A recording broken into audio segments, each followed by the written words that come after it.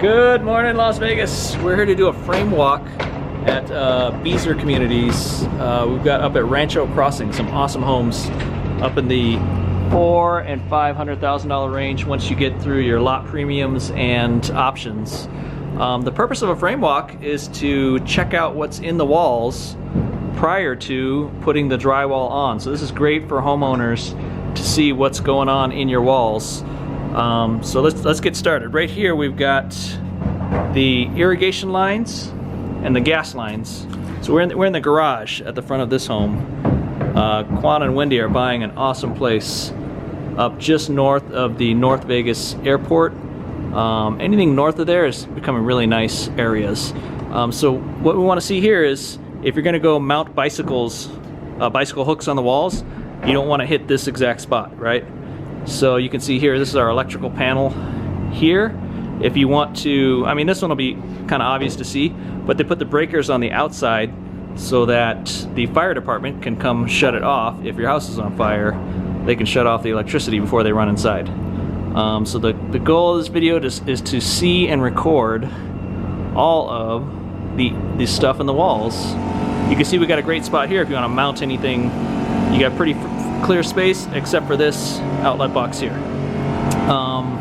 If you want to do electrical charging in the future for your electric car, you're probably gonna have a pro come in and hook in to get higher voltage or whatever here to get your charger set up. So we see we got a pretty clear wall over to this back nook in the garage. And again, we want to kind of record where all the lines are in case you're gonna drill into the walls. So as you get to this back corner, you got to be careful. We've got, let me look at my notes here. So we had a construction superintendent, Michelle, here at Beazer Homes, who was really awesome. She explained everything to us. So on the back corner here, you want to watch out for these lines that you don't want to hit. So let me show you this other feature she showed us. Here for the electrical, this orange line, see that orange pipe there? That's empty. It's a plastic tube. It goes all the way upstairs to the Ethernet hub. And at the Ethernet hub, you can kind of figure out all the data for your house if you want to send computer lines back and forth. This orange thing is empty, so if you want to do something in the future, you can fish. You can just stick your next wire. We don't know what the future wires will be, but in the future you can stick a wire in there and then just feed it through instead of trying to figure out how to get it from one end of the house to the other. You've got a line from the garage over to the laundry room upstairs. So what else we got? These are all low voltage electricity lines. So over here in the corner, this is where the tankless water heater is going to be. So these are water lines, and we've got plastic PEX lines that are in many ways an advantage over the old copper. You can see here, this is the soft water loop. Soft water is awesome if you can get it in Vegas. And then watch out here, this big black pipe, that's a main drain from upstairs coming down. So again, if you're gonna go into the walls, so the super Michelle, she said, one thing is doggy doors. If you're gonna cut a doggy door, now with this video you can see where are my good spots to put a doggy door without cutting into something major, right? So, whenever you see a brown line like this here, this is gonna be a thermostat control. I believe, if I got it correct, this is electric, and I think they're both electric. There's certain spots where there's like Ethernet and cable. I think those might be yellow, I don't know. But you can figure it out once you've got the house built. You can see by the outlet covers and then correlate to these spots where everything is. So I'm not a construction expert, but we are learning as we go. So yeah, so this brown line here will be the control for the tankless water heater, because the tankless water heater will be over there in the corner, but the control will be over here by the door. Oh, and then you also have your garage door button. I've goes up and then over to the garage door unit in the middle there. Right, so I think, what else we got? So these are all the lines in the ceiling. Yep. So over on this side of the garage, we've got some really cool stuff. This is a built-in, this orange thing with the gauge, that's a built-in fire suppression system. So it comes from the main water line in the street. So up in the front, if you pop a cement cover, you can shut off your house water. Water comes in the bottom here and goes up to the fire suppression system there. And over on the right will be the water to the house. So you could shut off the house water there without shutting off your other water system. I think this one is irrigation in the middle. So you can shut off your irrigation by itself. You can access the fire suppression by itself, or also shut off just the house water. That white thing is a placeholder. There will be a water pressure reducer there. There's a max pressure that you want your water to come into the house at. 65 psi is what they're looking at.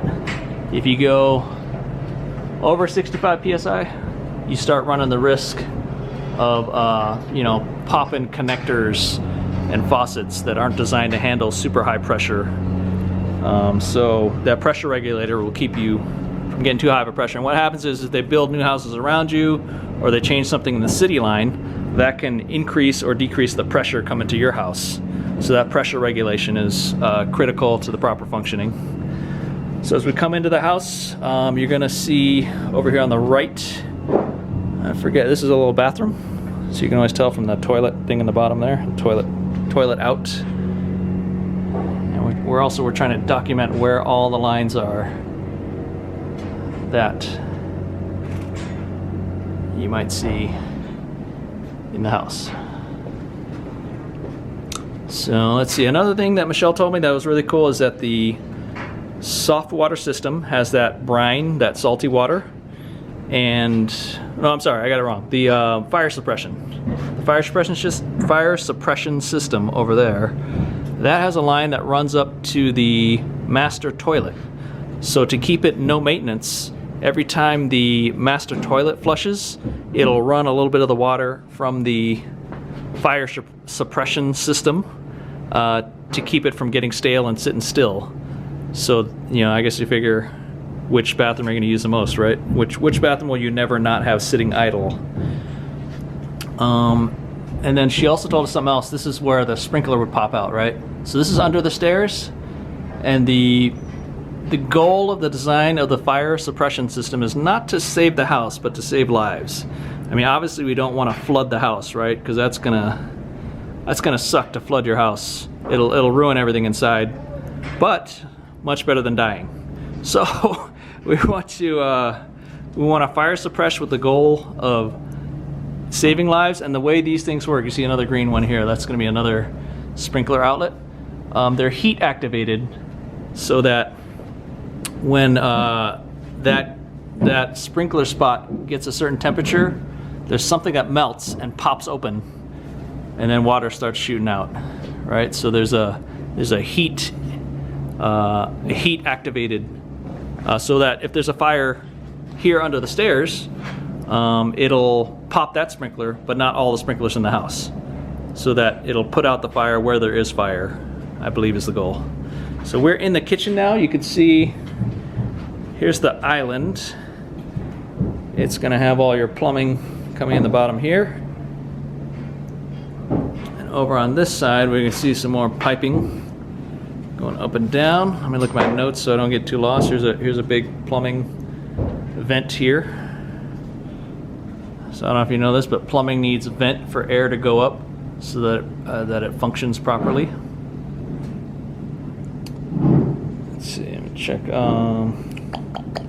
So another thing about water pressure, back to the garage, if there's a big freeze like there was in Texas recently, we're in the year 2021, right after, well, I guess we're still in coronavirus pandemic times, but if there's a big freeze like there was in Texas and you're not used to freezing in your area, what you want to do is run out to the street, shut off the water to your house, and then drain your lines, right? So open some faucets or something to, oh, losing my gimbal. Open your faucets or something so that you can get the water out of your lines, and then the freezing water expands. So you don't want that water to, you know, destroy all your piping. So let's see. So we spotted right here. This is a. We're gonna reset.